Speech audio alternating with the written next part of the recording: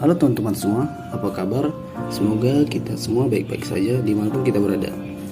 Video ini merupakan bentuk tugas proyek tentang penelitian sederhana yang kami lakukan di Desa Perkebunan Bukit Lawang dengan tujuan mengetahui tentang bentuk dan tata kelola kearifan lokal serta nilai yang terdapat pada kearifan lokal tersebut.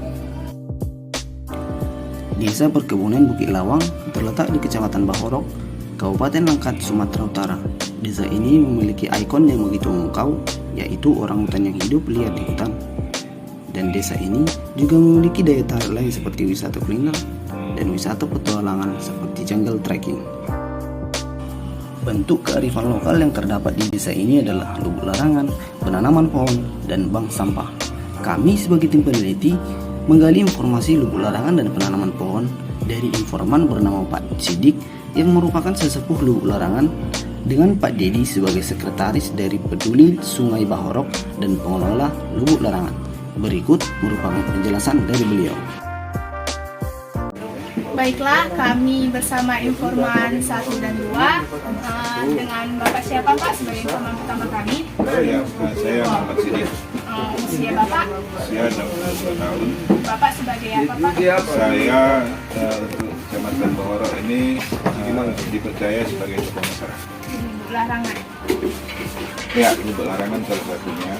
Bagaimana sih Pak proses dalam lubuk larangan itu? Untuk proses dalam pembuatan lubuk larangan ini kita harus berkoordinasi dulu, persetujuan dari masyarakat setempat. Kalau dari masyarakat ini setuju, kita membuat lubuk larangan ini kita buat. Dengan catatan lubuk larangan ini dia menggunakan syarat-syarat spiritual. Syarat-syaratnya itu tidak ada yang apa-apa, cuman di batas hulu dan di batas hilir kita buat batasnya. Jadi ikan itu di dalam lingkungannya dia tidak akan keluar. Kemudian yang dari luar bisa masuk, tetapi dia tidak keluar lagi dari batas itu. Saja sih yang terlibat dalam lubuk larangan itu? Ya. Dari dalam lubuk larangan ini harus masyarakat yang utama, masyarakat sendiri. Jadi masyarakat yang membuat, diprakarasai oleh perangkat-perangkat desa lah. Tapi Pengurusnya. Artinya di sana nanti kan ada ketentuan hukum yang dibuat di dalam peraturan-peraturan desa. Nanti bisa ditanyakan sama Pak Dedi. Kemudian dan juga nama lubuk larangan ini kita ambil dari salah satu masjid ataupun mushola yang ada di sekitar lokasi lubuk larangan, atas nama masjid. Jadi di dalam waktu nanti 1 tahun ataupun 2 tahun kita panen bersama-sama dengan catatan menggunakan pancing ataupun jala. Nanti di setiap jalan pancing ataupun jala itu nanti dikenakan biaya. Hasil dari pengumpulan biaya ini nanti diserahkan ke masjid ataupun mushola untuk pembangunan.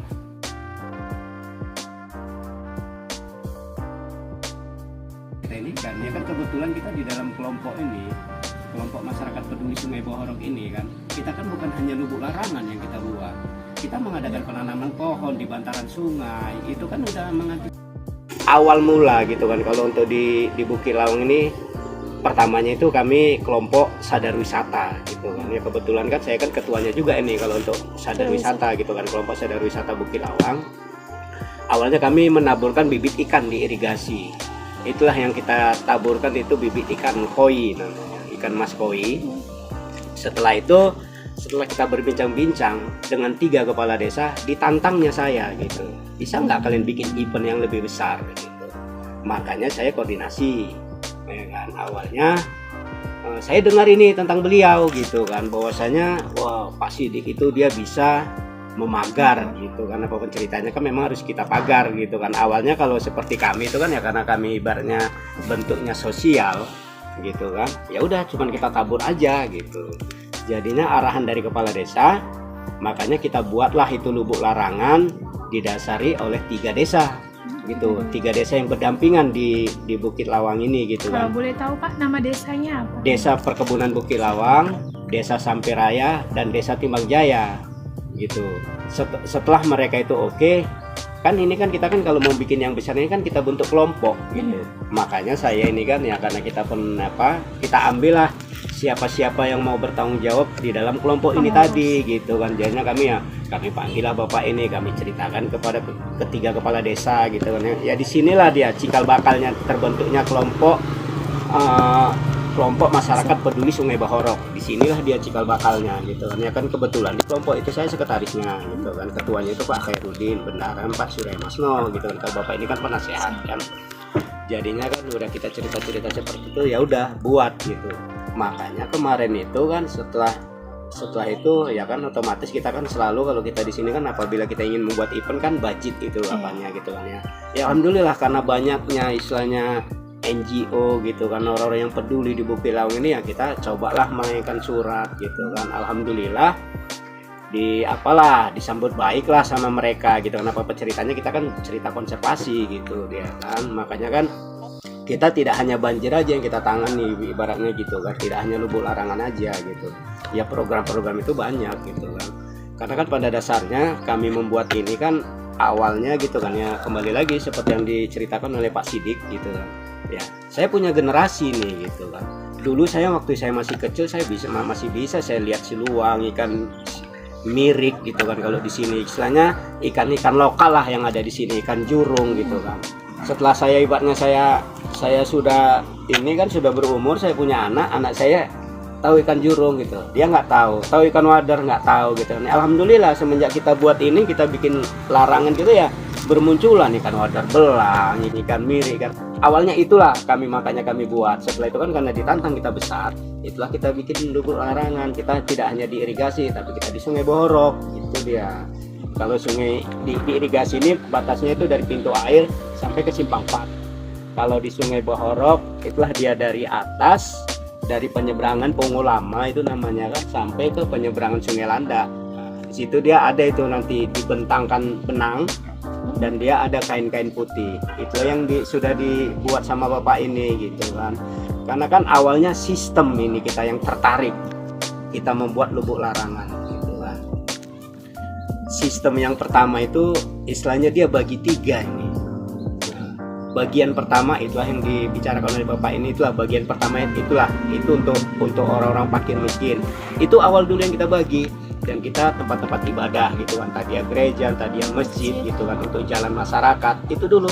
Baru bagian yang kedua ini ya kan, bagian kedua ini itulah dia untuk seluruh masyarakat yang ada di 3 desa. Baru bagian yang ketiga itulah itu kita kembalikan untuk menjadi bibit. Sistem itu gitu. Setelah itu kita buat gitu kan ini kan kurang kuat ini, makanya kami tim gitu kan ya dengan bapak ini juga, karena kita di 3 desa ini tidak ada tapal batas, makanya kita buat itu bukan per des, kita buat per KPDes, peraturan kepala desa 3 desa kan itu kan, Bukit Lawang, Sampiraya, Timbang Jaya. Dan di situ ada poin-poinnya gitu. Dan apabila ada masyarakat itu yang melanggar di dalam peraturan itu, dia akan membayar 40 sak semen. Nah, ya kan, itu yang 40 sak semen ini itu akan dibagikan kepada 3 desa gitu. Itulah yang 3 desa ini dia itu dapat menggunakan, atau dia disumbang ke masjid, atau dia ke jalan untuk pembangunan desanya masing-masing gitu.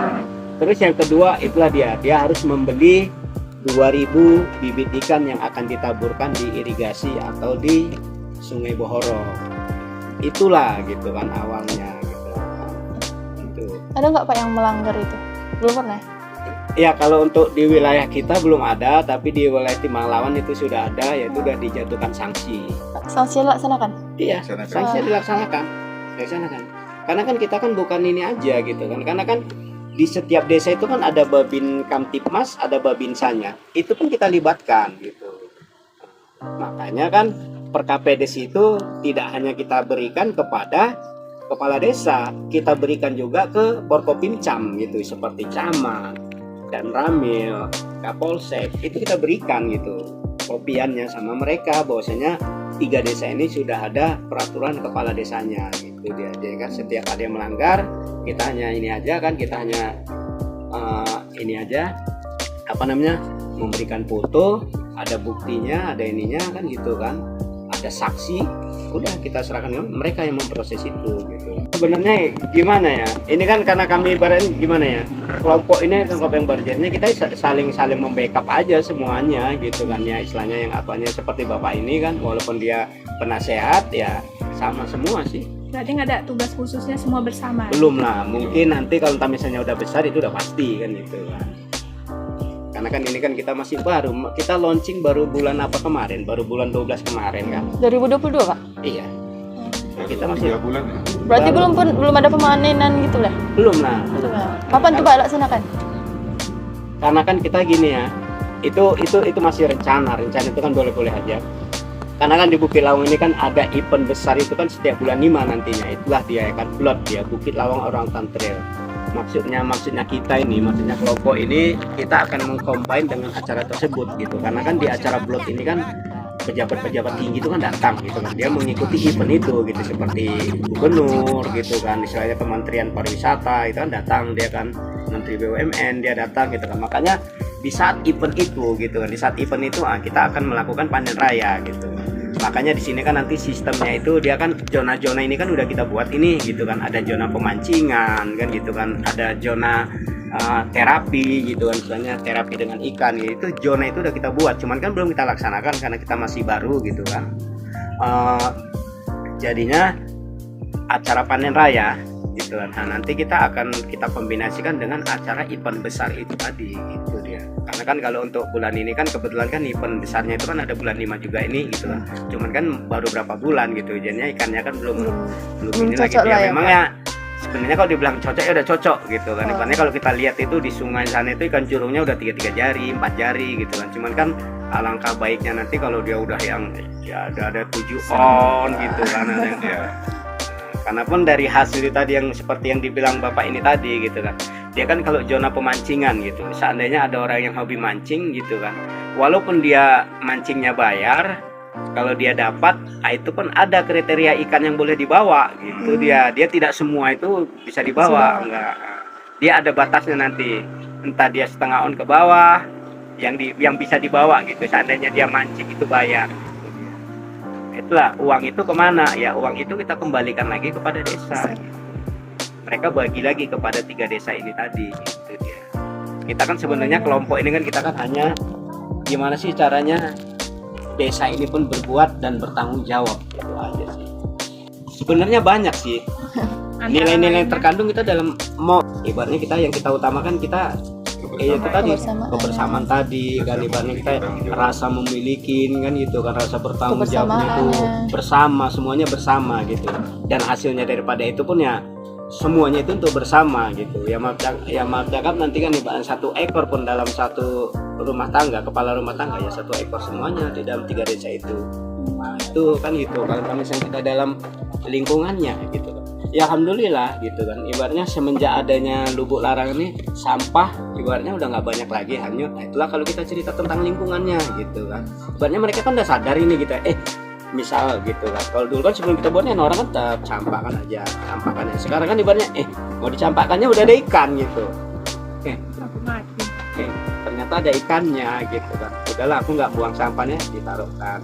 Kita ya melakukannya penanaman pohon di bantaran sungai dengan stakeholder yang ada di 3 desa ini gitu rasanya, dengan adanya NGO yang di sini. Ayo NGO kamu mau memberi apa dan berbuat apa, kita kan hanya cuman ini aja gitu kan, dari desanya masing-masing lah gitu kan. Kebetulan kan seluruh desa ini kita libatkan gitu, kayak untuk pemeliharaan dan perawatan gitu kan. Nah itu kan setiap kepala dusun yang ada di desa itulah dia. Bentuk kearifan lokal selanjutnya adalah bank sampah. Kami melakukan wawancara dengan informan langsung di kantor Sumatra Trust Bank. Kami mewawancarai Hanjala Rangkuti sebagai pemandu Trust Bank, Imam Rozi sebagai manajer Trust Bank, serta Rio Andika yang merupakan ketua komunitas pemuda di Bukit Lawang yang bermitra dengan Sumatra Trust Bank. Berikut merupakan penjelasan ketiga informan. Baiklah, kami bersama informan ketiga kami dengan siapa bang namanya dan usianya? Nama Anjala, usia 29 tahun. Abang sebagai apa? pemandu. Jadi kami ingin bertanya Bang, kegiatan apa sih atau kearifan lokal yang ada di masyarakat sekitar ini dalam mitigasi bencana banjir namanya? Untuk di Bukit Awang ya? Ya. Di Bukit Awang itu di sini ada sebentar dari larangan dan kedua ada bank sampah yang mana fokus pada aksi bersih. Setiap Seninnya ada aksi bersih untuk mengantisipasi bencana. Jadi ada sisir sungai, ada sisir gunung, itu yang kami lakukan, dan bagaimana semua sampah ini akan dibawa ke bank sampah untuk tidak ulang, dan nantinya sampahnya itu menjadi satu buah hasil nilai ekonomis untuk masyarakat. Mereka bisa dengan cara menabung atau dengan membeli satu buah produk dari bank sampah. Jadi bagaimana cara pengelolaan sampah tersebut Bang, prosesnya? Untuk proses pengelolaan bank sampah di sini mulai dari pengutipannya, itu aksi tadi, penyortiran antara plastik keras dan plastik soft plastik, contoh plastik asoy, yang mana kedua plastik ini tersebut dijadikan satu buah produk, satu dia menjadi eco-brick dan yang satu menjadi produk-produk dari bahan daur ulang untuk dileburkan. Seperti inilah, ini pot, gantungan kunci. Struktur pengelolaan bank sampah di sini kita punya struktur yang mana struktur tersebut setiap orang punya tugasnya masing-masing. Jadi kami ada manajer, ada supervisornya, jadi ada tim beberapa orang yang memang melakukan pemilihan sampah dan pengutipan ke setiap nasabah. Karena di sini sebenarnya bank sampah itu manajemennya mereka antar ke rumah, dari disortir dari rumah mereka masing-masing dan diantar ke bank sampah. Tapi di sini kita balik, kita melakukan penjemputan ke setiap rumah.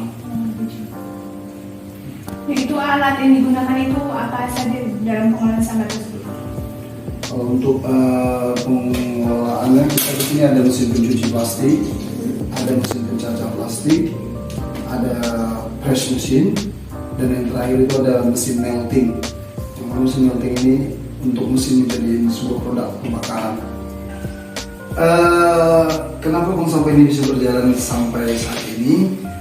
Yang pasti dan utama itu aku nggak sendiri, cuma aku ada dibantu dengan tim juga di Trustbank ini. Kita ada timnya ada sekitar 8 orang, dan juga tidak cuma tim dari Trustbank yang mana melakukan aksi, karena di sini ada beberapa lembaga, beberapa komunitas di Bukit Awang untuk menjaga keaslian lingkungan, terutama di daerah khusus pariwisata ya. Karena di pariwisata itu ada budaya, ada hotel dan restoran, ada berbagai jenis komunitas. Jadi kayak contohnya di sini sekarang ini aku dibantu di sini sekarang boleh ada manajernya untuk bank sampah. Imam adalah mengetahui berapa banyak per tahun data-data yang sampah masuk ke Bukit Awang atau di bank sampah. Dan juga kayak ada Bang Rio ini dia adalah mitra kami yang mana dari komunitas aksi peduli lingkungan Leuser ataupun Apel. Mungkin nanti kalau memang nama saya Imam, ya, di sini saya sebagai manajer dan usia saya sekitar 20 tahun. Berarti kan abang kan tahu berapa banyak jumlah sampah yang diangkut dari masyarakat. Saya boleh tahu berapa tahunnya atau lebih jelas? Oke, normalnya itu kami mendapatkan masyarakat yang menabung kemari itu sekitar hampir 2 ton per bulannya. Ya, jadi total selama tahun semalam itu kami mencapai 23 ton. Itu ada sebagian staf di sini yang bekerja khusus mengambil sampah di masyarakat, dan ada juga sebagai memilah sampah ataupun sortir plastik di tempat pembuangan akhir kita. Kalau dalam manajer tadi saya dengar ada kayak hasilnya ini dikemanakan gitu? Oke. Sampai ke pasar. ada sebagian kita yang namanya plastik keras itu untuk produk seperti ini, dan yang namanya plastik asoy apa kita cuci, di situ kita cuci, kita jemur. Setelah itu udah jemur, kita pembuatan ekobrik. Nama saya Rio Andika Putra. Abang sebagai Ketua Komunitas Apple atau Aksi Pemuda-Pemudi Loser yang bekerja sama bermitra dengan Trust Bank. Kerjasamanya itu seperti ini. Seperti komunitas saya sendiri, kami selalu melakukan aksi bersih di bantaran sungai dan hutan dan perkampungan juga. Contohnya kalau di sungai, kami selalu rutinitas kami itu setiap hari Minggu untuk aksi bersih, mengutip sampah. Setelah itu kami serahkan kepada mereka. Nah, sebelumnya kita mengadakan sosialisasi kepada masyarakat, bagaimana caranya masyarakat ini mengerti tentang bagaimana dampaknya sampah ini kalau misalnya dibuang sembarangan. Jadi kita mengadakan sosialisasi kepada masyarakat, mengubah pemikiran mereka. Nah, merubah pemikiran mereka, bagaimana caranya dia tuh memisahkan dari rumah yang mana kaleng, plastik ataupun pampers. Karena kita di sini pun belum jumpa yang namanya solusi untuk pampers. Udara mana kini yang kau hirup? Hujan di